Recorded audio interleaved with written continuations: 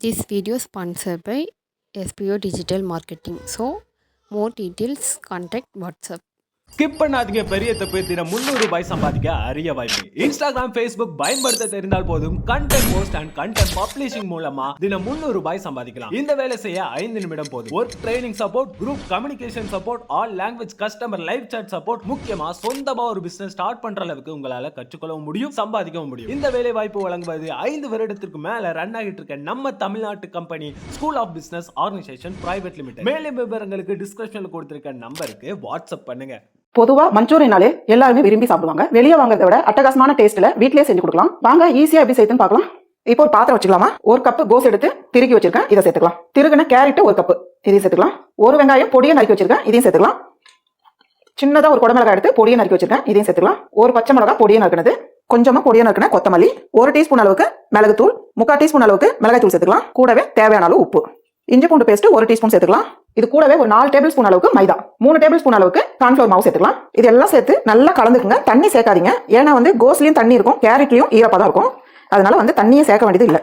பாருங்க, தண்ணி சேர்க்காமலே கரெக்ட் ஆயிடுச்சு பாருங்க. பாருங்க, இப்போ கையில எண்ணெய் தேய்ச்சுக்குங்க. அதே மாதிரி உள்ளங்கையிலே தேய்ச்சுங்க. இப்போ மீடியமான சைஸ்ல எடுத்துங்க, ரொம்ப பெருசு வேண்டாம். இந்த அளவுக்கு எடுத்தா போதும். இதை நல்லா உருண்டை போட்டுக்குங்க. இதே போல இருக்கிற மாவு எல்லாத்தையும் நீங்க உருண்டை போட்டு வச்சுருங்க. இப்போ ஒரு கடாயில பொரிக்கிற அளவுக்கு எண்ணெய் சேர்த்துங்கம்மா. இப்போ எண்ணெய் நல்லா சூடாகட்டும். சூடானதுக்கு அப்புறம் அடுப்பத்தை மீடியமான அளவுல வச்சிருங்க. பாருங்க, எண்ணெய் நல்லா சூடாயிருக்கு. நம்ம உருண்டை போட்டு வச்சிருக்க வெஜிடபிள்ஸ் ஒரு பீஸா எடுத்து சேர்த்துக்கலாம்.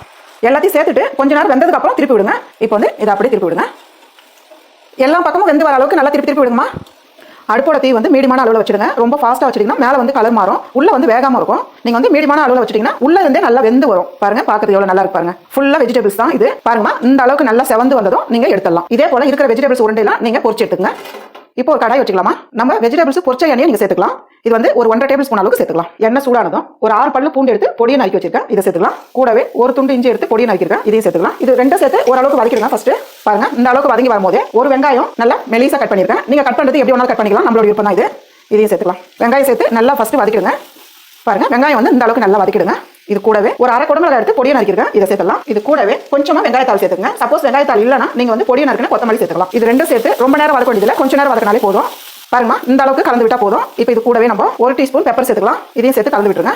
1/2 டேபிள் ஸ்பூன் அளவுக்கு டொமேட்டோ சாஸ் சேர்த்துக்கலாம். 1 டேபிள் ஸ்பூன் அளவுக்கு சில்லி சாஸ் சேர்த்துக்கலாம். சோயா சாஸ் 1/2 டீஸ்பூன் அளவுக்கு சேர்த்துங்க. சோயா சாஸ் அதிகமாக சேர்க்காதீங்க, கொஞ்சம் சேர்த்தாலே போதும். கூடவே தேவையான அளவு உப்பு சேர்த்துலாம். இப்போ இதெல்லாம் சேர்த்து நல்லா கலந்து விட்டுருங்க. ஃபர்ஸ்ட் இதெல்லாம் சேர்த்துட்டு 1 நிமிஷத்துக்குள்ள இதெல்லாம் நல்லா கலந்துக்கிட்டே இருக்கணும், அதுக்கு மேலே தேவையில்ல. இப்போ இது கூடவே நம்ம ஒரு 1/2 டீஸ்பூன் அளவுக்கு கார்ன்ஃப்ளவர் மாவு எடுத்து தண்ணியாக கரைச்சி வச்சிருக்கேன், இதையும் சேர்த்தலாம். இதை சேர்த்து நல்லா கலந்து விடுங்க. அதே போல இந்த கார்ன்ஃப்ளவர் மாவு தண்ணி நல்லா சுண்டி வரணும். ஒரு 2 நிமிஷத்துக்கு அப்படியே விட்டீங்கன்னா கலந்து விட்டீங்கன்னா நல்லா சுண்டிடும். அடுப்பத்தை குறைச்சி வச்சுக்கோங்க, டக்குன்னு சுண்டிடும். இல்லைனா பாருங்க, கார்ன்ஃப்ளவர் மாவு சேர்த்து நல்லா தண்ணி சுண்டிடுச்சு பாருங்க. இப்போ இந்த டைம்ல 2 டீஸ்பூன் அளவுக்கு தண்ணி சேர்த்தா போதும். பாருங்க, தண்ணி சேர்த்து நல்லா கலந்து விட்டுட்டு ரொம்ப தண்ணியா இருக்கக்கூடாது, இந்த பதத்துல தான் இருக்கணும். இப்போ நம்ம பொரிச்சு வச்சிருக்க உருண்டையை இதில் சேர்த்தலாம். இதை சேர்த்துட்டு நல்லா 2ல இருந்து ஒரு 3 நிமிஷத்துக்கு அப்படியே கலந்து விடுங்க. நல்லா கெட்டியாகணும், இந்த அளவுக்கு தண்ணி இருக்கக்கூடாது, கெட்டியாயிடும். பாருங்கம்மா, நான் 2ல இருந்து 3 நிமிஷத்துக்கு நல்லா கலந்து விட்டுருக்கேன். நல்லா கிரேவியா இருப்பாருங்க. அதே போல இந்த உருண்டையில இந்த மசாலாலாம் இறங்கும் போது நல்லா ஜூசியா இருக்கும் சாப்பிடும் போது. கூடவே இறக்குற டைம்ல பொடியா நறுக்கின வெங்காயத்தாள். அவ்வளவுதான், நல்ல ஒரு டேஸ்டான ரொம்ப ரொம்ப ஈஸியான வெஜ் மஞ்சூரியன் ரெடி.